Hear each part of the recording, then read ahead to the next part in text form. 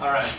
So I have a really easy topic to talk about, cosmology. And easy because you're all going to think it's interesting because you're human beings. And human beings intrinsically think cosmology is interesting. It just is built into the very fabric of what it means to be human.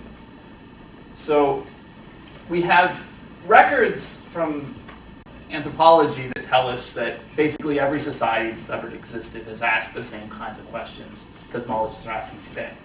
They want to know where our world came from, why it's the way it is, where it's going, what its future and past will be. This is the oldest cosmology that we have records of people having. This is from ancient Egypt. This is the sun god Ra giving birth to humanity in the beginning of time. Okay, we've come a long way, obviously, since this, right? But this is asking the same questions. This is the 4,000-year-old version of the Big Bang. This is how the world came to be the way it is. Progress was made. This is how we thought the world was about 1,000 years ago, at least in Europe.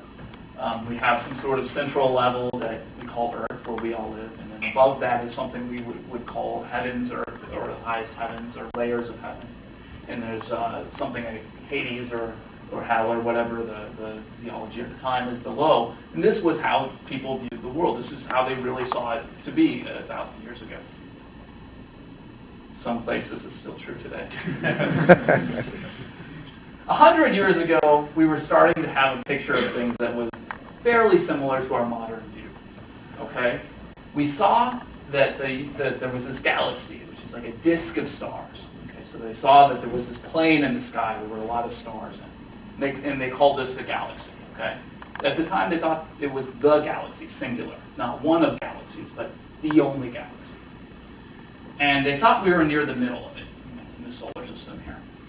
And in fact, they had some of these elements right, but not exactly. First of all, our galaxy's much bigger than they thought it was.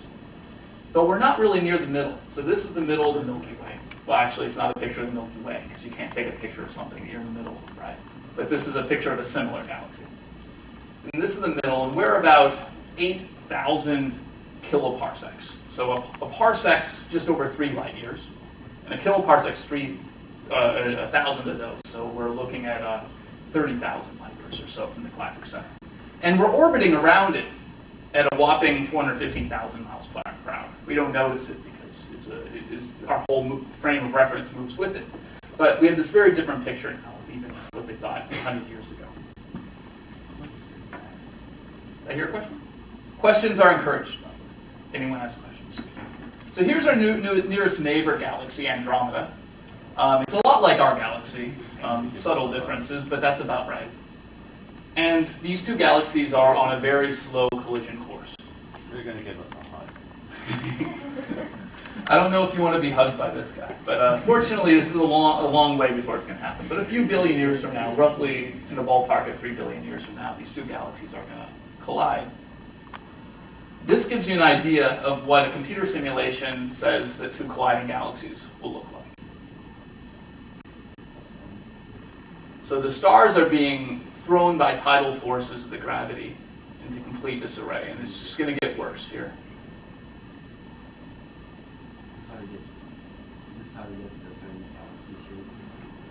Well, this is how galaxies come to an end. Where'd it go? There goes Yeah. the neighborhood. There goes the neighborhood. Yeah, that's right. And how do you think we know that this is a pretty good description of what's going to happen? How could we test this? Some sort of observation of similar outcome. Okay, so we look at a different set of galaxies that have gone through this, such as this. So this is a picture taken by the Hubble Space Telescope. So this is 63 million light years away, so it's a very distant object. But it looks really similar to the last frame of that computer simulation I just showed you. Would all the stars really be thrown out like that? Don't you think gravity would kind of hold them together? Well, okay, so what I said was these are tidal forces. So we all know that tides cause the oceans to get higher and lower with time, right? So that's because of the relatively modest gravity of our moon. right? The moon causes the tides. So in other words, what the moon does, the moon's gravity does, is it flattens the Earth out like in this pattern constantly. Now imagine the gravity got a lot stronger, such that the tides were actually strong enough to throw some of the ocean off into space every time, actually beating gravity. That's what's going on here. Gravity is so strong that it actually tears the objects apart. So gravity is a really a very weak force, but in very special circumstances it can be catastrophic. It's like playing tug of war with a rubber band. Yeah. It's going to snap. Yes, that's right. That's right. Yeah, and when it does, you're left with shreds. Okay, so we now know that there's not just a galaxy or just a couple of galaxies in the local neighborhood. Using experiments like the Hubble, we've looked really deeply into space and seen just vast numbers of galaxies. So this is one frame as observed by the Hubble Space Telescope. In that picture, there are 10,000 galaxies. Okay? And if you look not just at this frame, but over the entire sky, there are about 160 billion galaxies that the Hubble Space Telescope is seeing. And of course, this is just as deep as the Hubble can see. There are many more galaxies. I mean, there's a countless number. So, and if instead of looking at galaxies, you look at bigger pictures. So you spread that frame out, and you look at how those galaxies are organized in our universe. You see this pattern. So this is like the biggest scale you can imagine looking back at. And there are these little filaments and voids. So there are regions where there are a lot of galaxies in space. You know, these regions have many galaxies. And then there are relatively underdense regions where there's almost no matter, just emptiness. Okay. So galaxies can tell us a lot about what's in our world. And the best thing we can look at to study and learn more about the structure of our universe is the stuff that's the brightest, because that's what we can study the best. But sometimes by studying the bright stuff, you learn about the less bright stuff in the process. So this is a particular spiral galaxy, M33. And you can learn a lot by studying a bright galaxy like this. So imagine, well, just take this simple example. Take our solar system. Here's the sun and here's the Earth. And of course, it's on an elliptical orbit, almost circular in the case of the Earth. And in your high school physics, you learn this sort of expression, right? This is the centripetal force felt by this planet going around the radius, the orbit.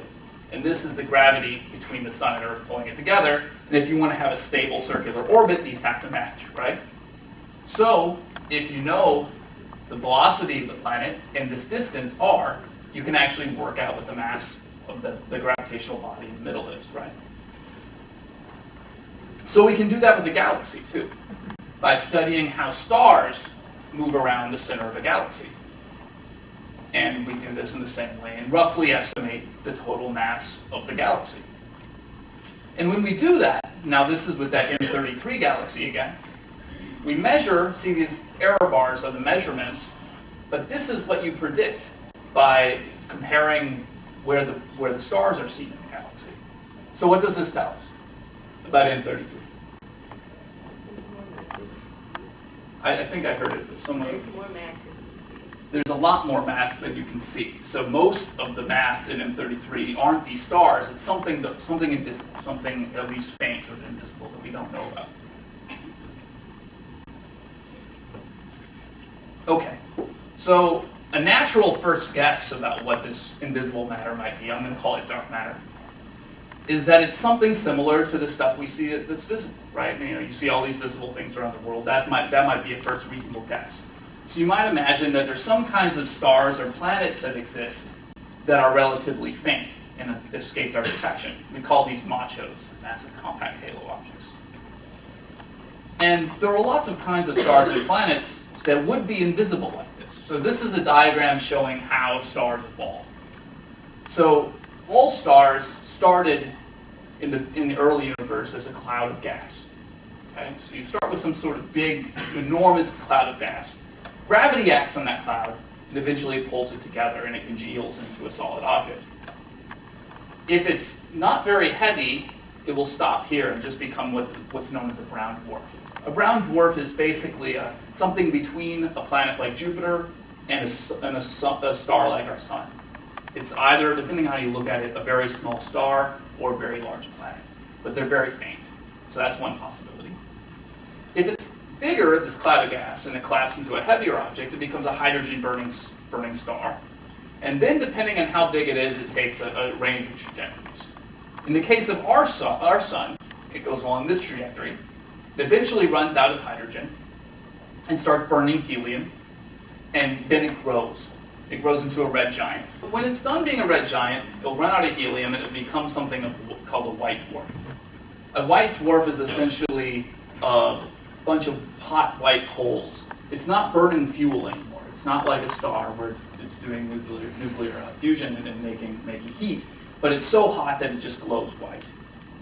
And eventually, after many, many billions of years, it becomes a black dwarf when it cools off. And all that stuff that it spewed off that you were talking about when it was a red giant becomes a new cloud of gas that eventually could lead to new stars. So it kind of recycles. So it's much more interesting what happens to a star along this trajectory. So our star is comparatively boring compared to if it were, say, twice as big as it is. If it were twice as big, then it would become a different class of star, a very massive star burning hydrogen, helium, and other heavier elements, all the way up to iron. And eventually, when it runs out of these things, these big stars explode. They become supernova explosions. And when they do, they become one of two things, either a neutron star or a black hole. Does anybody know what a neutron star is? So the whole thing consists of neutrons, right? So everything in this room is made of protons, neutrons, and electrons, right? The whole periodic table. You and I have never seen anything made up of only neutrons. It doesn't exist under normal conditions. But under these very special conditions, left behind after a supernova explosion, you can get this all neutron matter.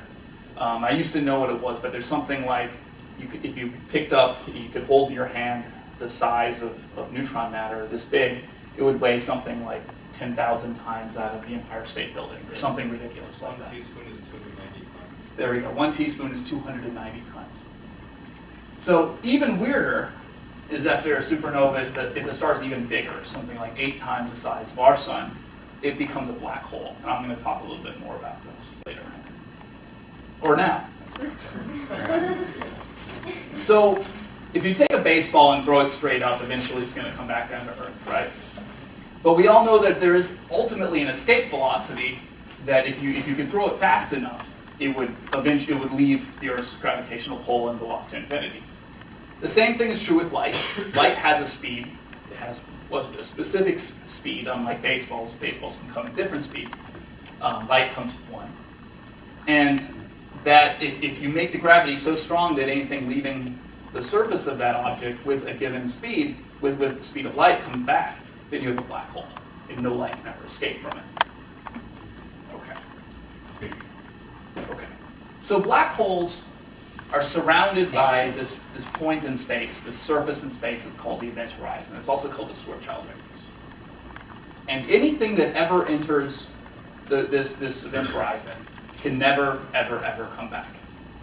So it really is, it's a causal discontinuity. Why can't it ever come back? Well, let me see if I can explain it. If I don't, stop me. So one way of looking at it is once it's inside this, it would take an infinite amount of energy to get out of it. Okay. Another way of looking at it is that gravity becomes so strong in the presence of a black hole that you actually have space and time distorted so much that it becomes an infinite trip to cross that line. You could either think of it as taking an infinite amount of time or an infinite amount of distance to cross. Just wait. Okay. So this is kind of a space-time diagram of the vicinity around a black hole. So think of this. This is the middle of the black hole. This is outside somewhere, and around here is the Schwarzschild radius.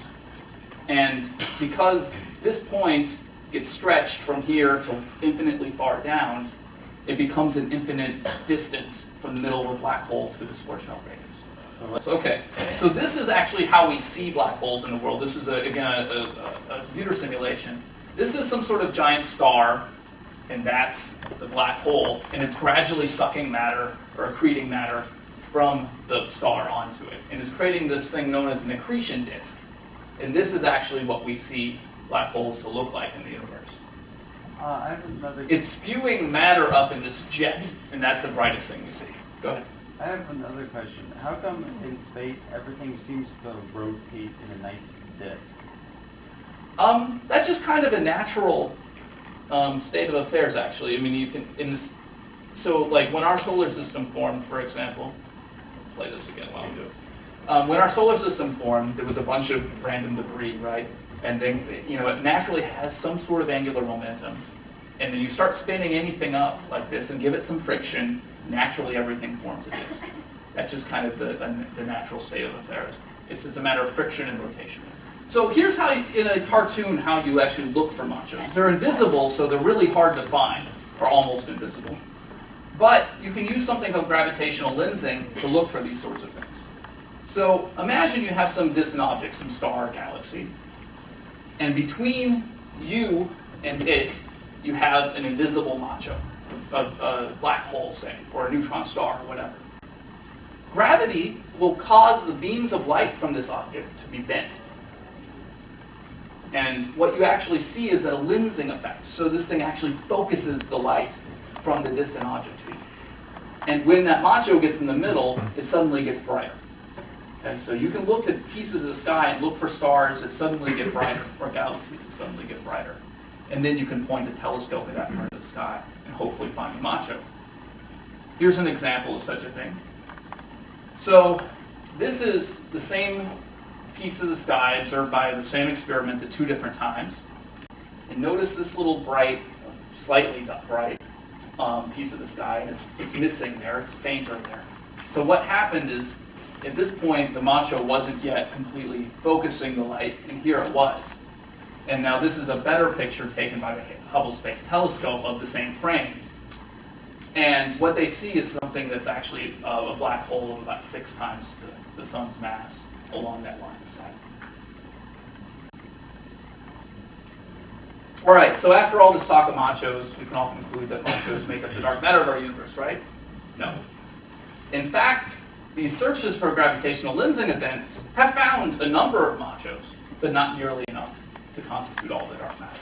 In fact, it's less than 20% of the dark matter, probably much less, is machos. Most of it's something else. And, to go along with machos, we call these things WIMPs. So WIMPs are weakly interacting massive particles. It's essentially a gas of particles that have had almost no interactions with the visible world. They're heavy particles, they're electrically neutral, I said weakly interacting, and they're slow moving and they don't decay.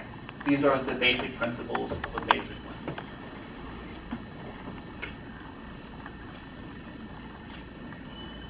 These worked great. Yeah, there we go. All right, so this is, again, a computer simulation of what the universe looks like in dark matter. All the color is dark matter. This is moving forward in time now. And you can see gradually the dark matter is becoming more and more clustered and more concentrated. Each of the little specks you see here is a cluster of galaxies. Or the small specks might be galaxies themselves. And notice how it's congealing into the center. Well, we're focusing on an interesting place. The center is picked by hand by the person doing the simulation. And now we're zooming in, and this is something resembling roughly like our local group. So that, for example, or maybe that could have been the Milky Way galaxies. I show here as a chart what's known as the standard model of particle physics. These are all of the particles we know to exist in our universe. Okay? So that standard model includes 6 types of particles known as quarks, and 6 types of particles known as leptons, and then these 4 bosons, which are the particles that create force. Okay, so some of these you're familiar with. There's the photon, okay, that's light. There's the up and down quarks. These make up protons and neutrons. Okay, so 3 quarks. Does everyone know that 3 quarks make up protons and neutrons? Have you heard that before? There's the electron. Okay. There's also these 3 neutrinos. Who's heard of neutrinos before? Okay. What's a neutrino?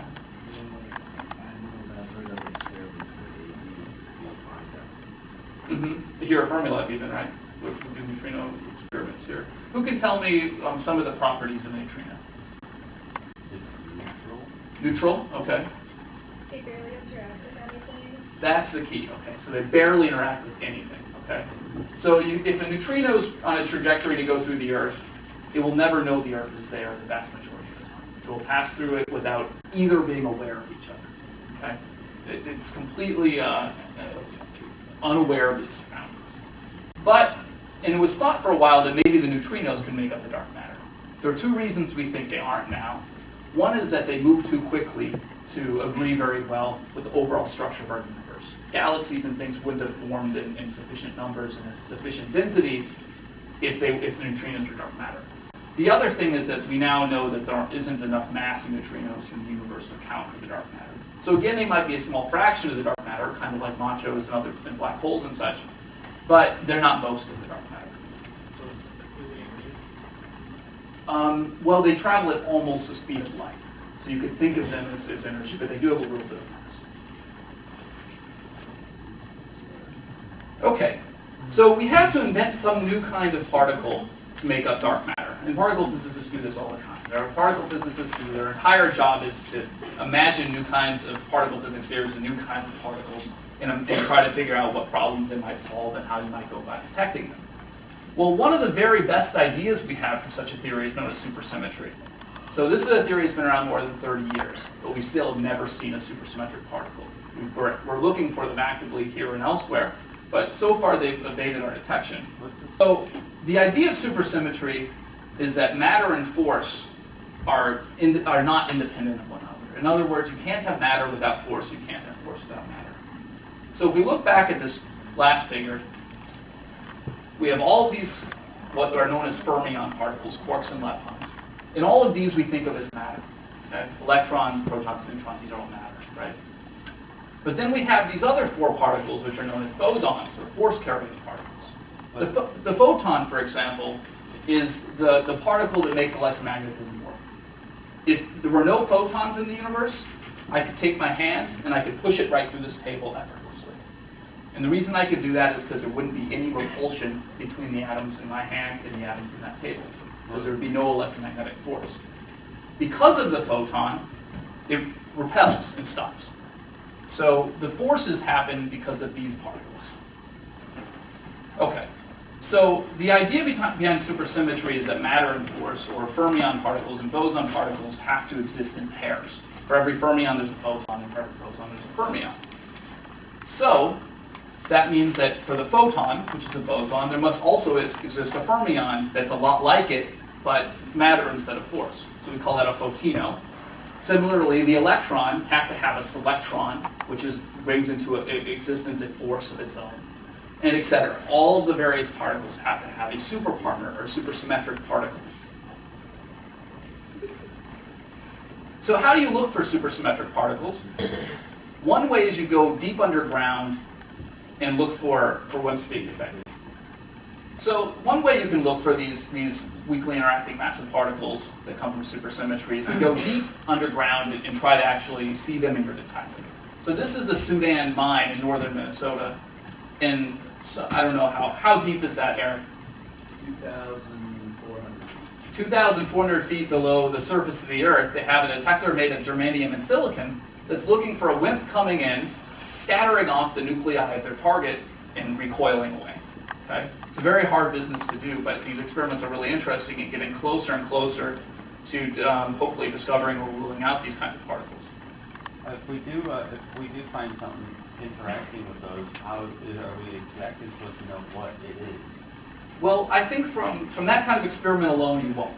You might be able to measure the mass of the thing that's striking your target, and it's what they call interaction cross-section, but that's really all you'll get. You need some sort of other probe to confirm it's it. just something there to prove that it does exist, it's there. history of science finds all sorts of baby steps, right?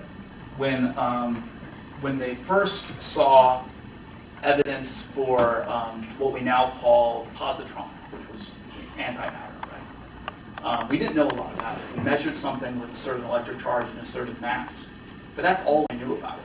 It took many subsequent observations to confirm that it was the thing that Dirac and others thought it was. But yeah, I mean, it's a first step towards understanding. So another way you can study supersymmetric dark matter particles is using a particle accelerator. And here you actually create new kinds of matter. There's nothing that deep. So the question was, is there anything like the Sudan mine at Fermilab? Well, we didn't dig the hole to do physics, right? Somebody dug the hole, I guess, to do iron. Is it iron? There's another one that's becoming used for science out in South Dakota called the Homestake Mine.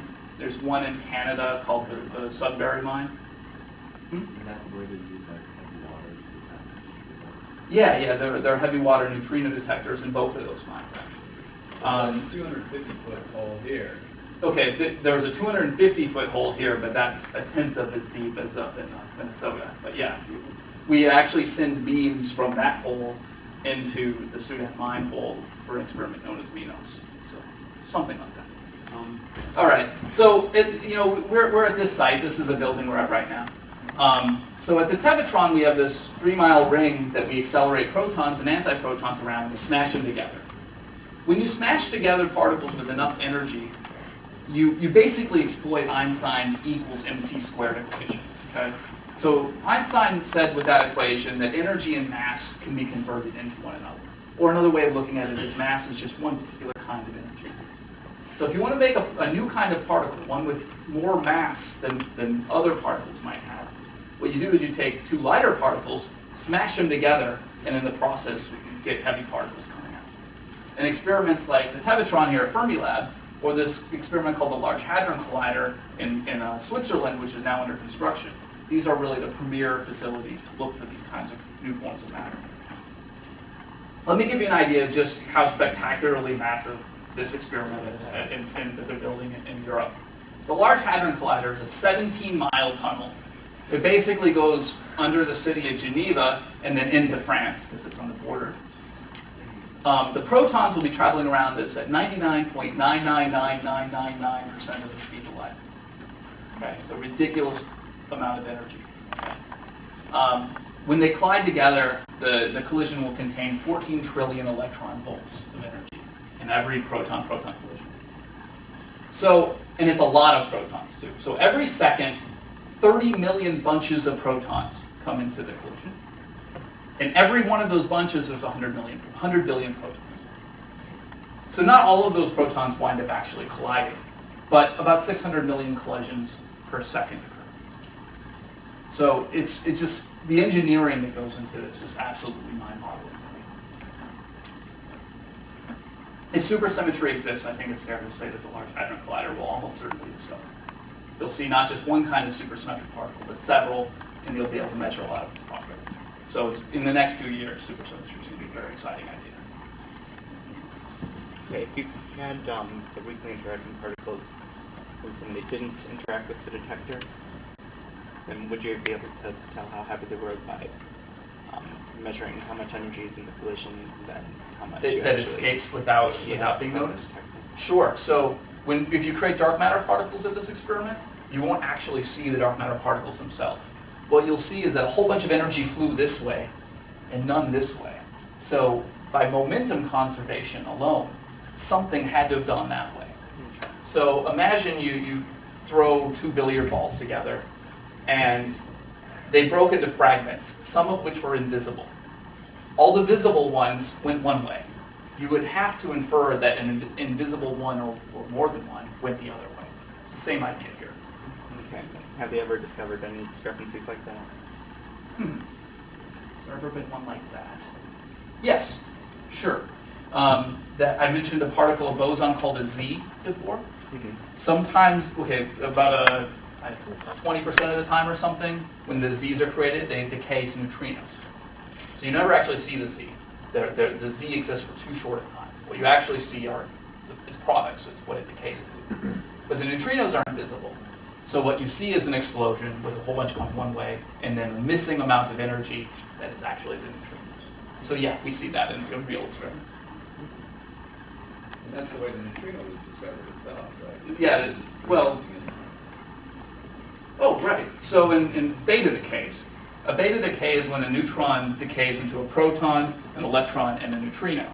The reason they learned a neutrino existed was because the amount of energy that should have been created was not all there. The proton and electron didn't have enough energy. There was some missing, and that was the neutrino.